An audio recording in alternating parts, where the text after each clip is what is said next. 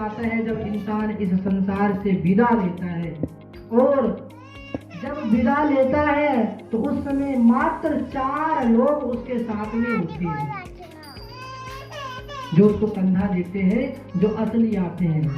असली जो मित्र साथी होते हैं वो नहीं, जो साथ में आते हैं और रो के फिर बाहर जाके लड्डू मिठाई ब्रेड समोसा सब खा जाते हैं। आपने देखा भी होगा। तो इसी प्रकार से बताया गया है कि हमारा ये जो जीवन है,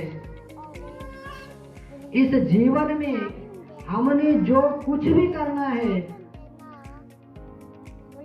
चाहे हमें जीवन में कोई भी कार्य करना है, तो जिसके घर में धर्म कर्म के कार्य होते रहते हैं। पहले क्या होता था? नया साल आता था, जन्मदिन आता था, दिवाली आती थी, होली आती थी, मकान बन रहा है, दुकान बन रहा है, कुछ भी आता था तो हमारे घरों में कथा कीर्तन होते ही रहते हैं। इसीलिए अगर हम पड़ोसी को ना बुलाए तो पड़ोसी नाराज हो जाया करता था, लड़ने लग जाता था कि तूने मुझे बुलाया नहीं। और अब अगर हम अपने घर में कोई पूजा पाठ कुछ कराते हैं तो मन में वहम होता है दूसरे के पता नहीं क्या कर रहे हैं। सबसे बड़ी बात है, और जो मेरे युवा भाई हैं, जहां तक भी मेरी आवाज जा रही है, उन सब से मैं एक निवेदन करना चाहता हूं कि सबसे बड़ी जो भाग दौड़ होती है हम युवाओं के ऊपर ही होती है। अगर किसी पेड़ पर कोई फल लगा हुआ है और बच्चा उसमें पत्थर मार रहा है तो उसमें बच्चे की गलती नहीं है, गलती किसकी है? हमारी गलती है। कभी ना कभी उस बच्चे ने हमें भी पत्थर मारते हुए देखा होगा, उसने हमें भी देखा होगा, तभी वो आज जाकर उस पेड़ पर पत्थर मार रहा है।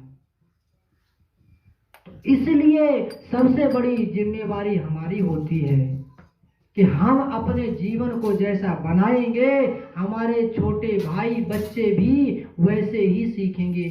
आप सब देखते होंगे कि जब शुक्रवार का दिन आता है तो मुस्लिम भाई अपनी मस्जिद में पहुंच जाते हैं और यहाँ तक कि सड़क पे भी लाइन लगा देते हैं। और जब रविवार का दिन आता है, संडे आता है, तो जो क्रिश्चियन लोग होते हैं, ईसाई होते हैं और सनातनी हिंदुओं को समझना बहुत जरूरी है। आजकल सोशल मीडिया पे भी सब कुछ चल रहा है, मैं भी जय श्री राम, तू भी जय श्री राम, मैं भी भोला तू भी भोला। तो किसी सनातन को सब अपनाने को क्यों मजबूर है? जिनको ऐसा क्यों कहा जाता है कि जिसने जीवन में एक बार गीता पढ़ ली, गीता का पाठ पढ़ लिया, वो सनातन का नतमस्तक हो गया। क्यों?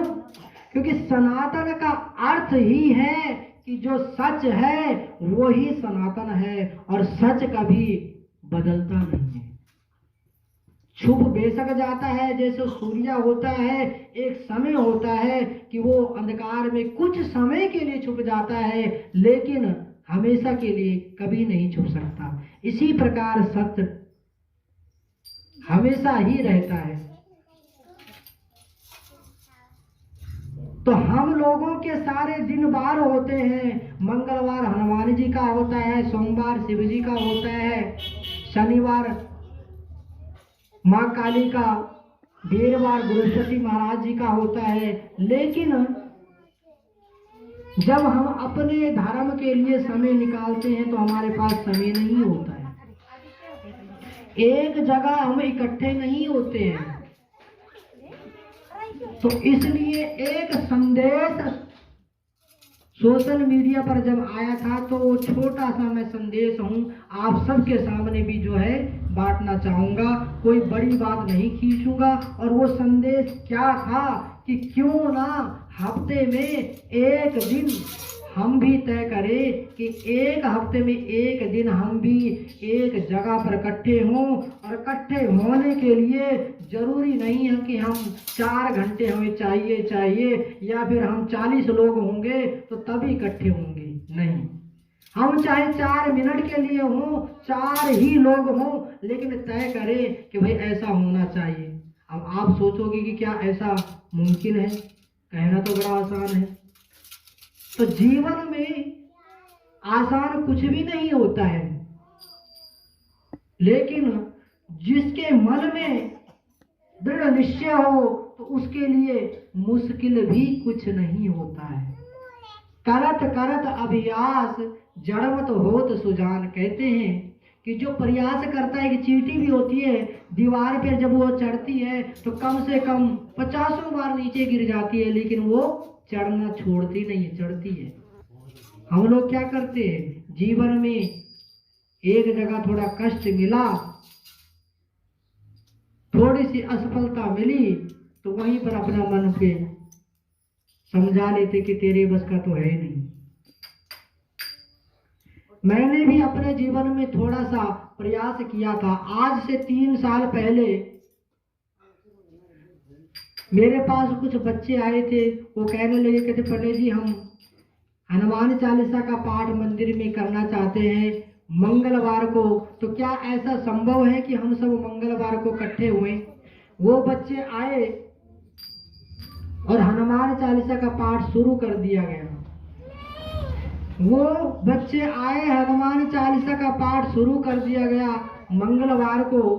और ये बात बड़े ध्यान से आप सुनिए, 3 साल पहले की बात है। हमारे सारण गांव में मंदिर में हनुमान चालीसा का पाठ मंगलवार को शुरू हो गया और हर मंगलवार को होने लगा पिछले 3 साल से। और उस पाठ को सोशल मीडिया को भी उसमें प्रयोग करके फेसबुक पर लाइव किया गया, क्योंकि जिसको अच्छा लगे वो खोले और देखे कि हमारा भाई, हमारे बच्चे कैसे एक स्थान पर बैठकर हनुमान चालीसा का पाठ पढ़ रहे हैं। तो सोचो उन बच्चों को जिनको हम डांटते हैं कि आप बेले हो, तो आप बीड़ियाँ पीते हो, आप गाली गलौज करते हो, तो एक जगह पर अगर वो बैठ जाए तो कहते हैं जब एक जगह पर बैठे और बैठने का स्थान अगर हमारा धर्म स्थान हो तो फिर अच्छे विचार आना तो तय है। स्थान भी निश्चित करता है कि हमारे विचार कैसे बनते हैं। अगर कोई ठेके के पास रोज जाकर खड़ा हो जाए तो 1 महीना हमारे ऐसे